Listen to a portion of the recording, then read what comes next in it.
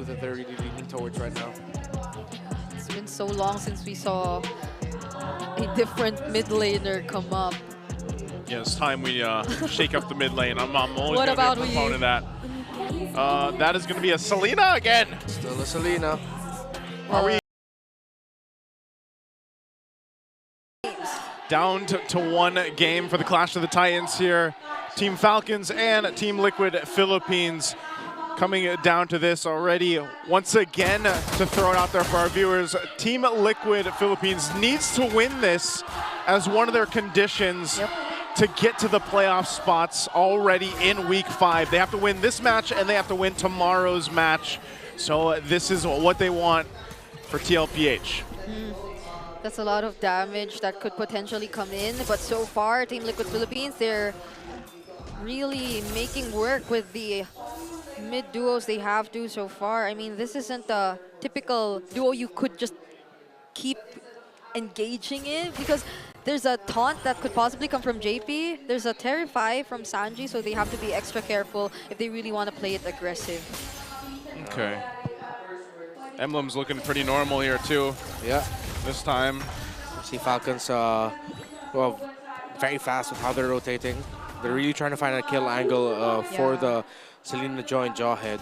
On the bottom half of the map, Team Liquid Philippines will look to control Tlph with the first major rotation. Downside by Carl, but he just shows up to help clear the wave and backs off.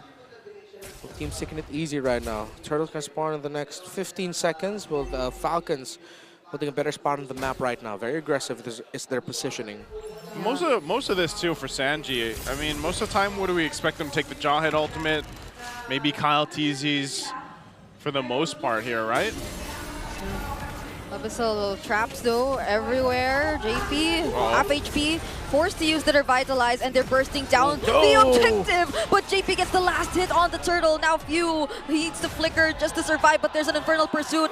There's still a Dark Wave. There's no need for Sanford to use it because he gets the kill, and they will proceed with contesting the purple buff. But Cloud secures it either way, but probably, or fortunately not at the expense of Ogwen's life. Great sequence there by Team Liquid Philippines. They got the gotcha play coming in big time here for them.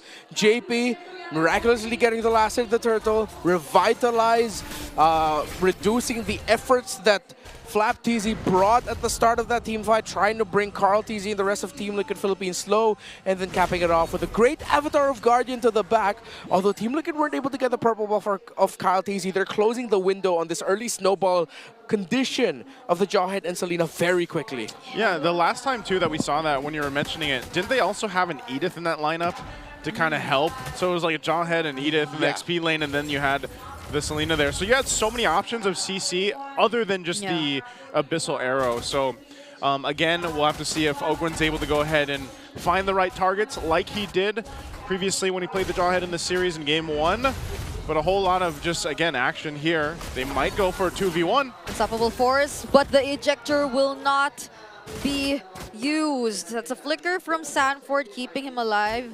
But on the top lane, though, Super Marco, I feel like he can sense danger. Laser still connects, though, and now he will get to touch even the Avatar of Guardian. That's that 21.5. Yeah. He's going to be able to get away, but he's desperately losing in the laning phase. It's a level and a half lead for Oheb. And the SOD does not land, but Few gets blasted by Liquid. Sanji just finds him there, uses the ultimate he stole away from Tlph.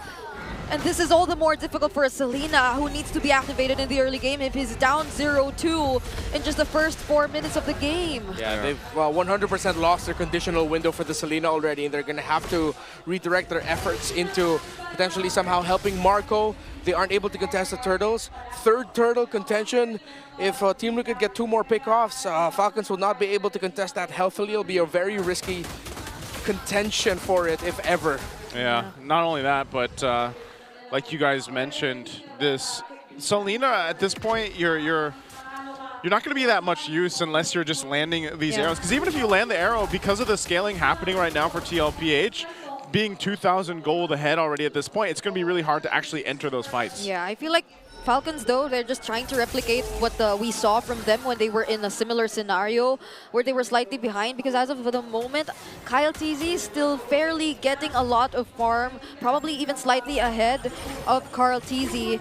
And on top of that is at least they have a Moskov that they could rely on in the latter portions of the game. But we'll see how fast Team Liquid Philippines gets to snowball or convert all of this, because they're probably looking to secure some turrets from this point. But look at Team Falcons and where they're positioned. Yeah, cross-map trade. So these gonna land, but the Moskov cannot take that. Falcons zoning out around the orange buff area of Team Liquid Philippines in the lower portion, so that Tlph will be able to get a bit more farm in the bottom and even clear out there. While Team Liquid will go for a 5-man rotation to hold the upper quadrant of the map.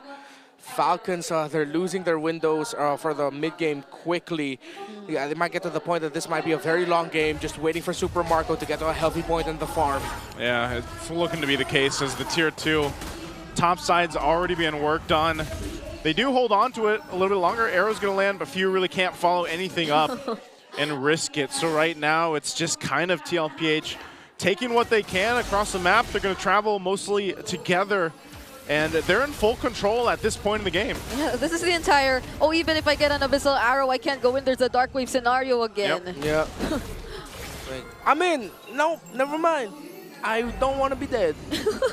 And if you're Few, you can't fault him for not committing it. Sanji gets tossed, but it's not going to be enough follow-up there at that moment. Yeah, the Abyssal traps were a bit too late too. Few was slightly too far away. Tlph is the only member from Team Falcons trying to get information, but they can't even utilize that because majority of them are yet to catch up. And Team Liquid Philippines, they're just working their way, but at least for Super Marco, he's been getting some really decent farm so far. So that's kind of what Renmar was saying here, painting the picture that that's gonna kind of be the Hail Mary play for them. You know, he's still, even if he's farming up, he's still pretty behind Oheb. Tlph won't survive this. That's 5 members of Team Liquid Philippines. Abyssal Arrow connects onto Sanford, but cannot do much. When it's the team fight that is about to happen, Team Liquid Philippines, they're way too ahead. Yeah, he just wanted to poke and get info, didn't realize that the entire cavalry was there ready for him. And now it's going to be hard for Falcons to defend this purple buff. Team Liquid Philippines will be able to steal it away without a problem. And now it's just left to a 4-1 split with Falcons holding the center of the map. Ogwin goes in, but it's not going to be a follow-up there. Oh. Arrow's not going to hit too. It demands so much for the synchronization to happen, or the coordination of these crowd control skills to layer at this point. Okay, so now at this point, because of just, it seems very one-sided right now, Team Falcons, how can they get back into this game? Is it literally just buckle up and wait for Super Marco to come online? Yeah, it has to be around that. Unless somehow, whoa, okay, I thought we were going to get taken out there. I mean, Tlph only built up a second item as well, so it hasn't been a good farming time for Kyle. Oh no, it has just been 8 minutes, so. Oh, AOG gets denied. JP still gets to make his way out of that, even despite finding himself in the middle of a tier 1 and 2. Tlph versus Carl. It's a 1v1. Electrifying beats will be used, but it's gets dodged by Tlph. That just shows how behind Team Falcons is, especially in the damage department itemization, because of JP able to do that, survive, you know, and he's only he has a Thunder Belt. Yeah. So, like, it's the revitalize and the passive of that Gatakacha to go ahead and help him survive against just the no damage that Team Falcons has right now. Now that the Lord is up too, I'm actually going to be surprised if they really want to go ahead and show face here and contest this, because it could go pretty bad. Oh no, a Dark Wave revealed where Ogwen was, but Tlph trying to look for Carl and successfully gets the pick-off. That changes things. Yeah, that's a big turnaround. Tlph needs to be able to get away from this, though. I wonder are they gonna commit the chase onto him? No. Falcons suddenly have a massive opening in the map.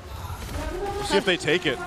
They still have bottom pressure too from Super Marco. I think he's getting the information to just go ahead and push in, farm up, try to catch up to Oheb. They don't have to commit to the Lord just yet. They can drag this out, and they need time. That's exactly what Team Falcons needs to get back into this game here. SOD doesn't connect. There's a 1v1 down bottom. But Oheb will just clear the way. Oh no, he still goes for it with a flicker. And now, here in the lore pit, it seems like they're still going to engage. The Apex Predator Sanford secures the sword for his team. What a turnaround! Team Liquid! Sanford still going after Few. Oh!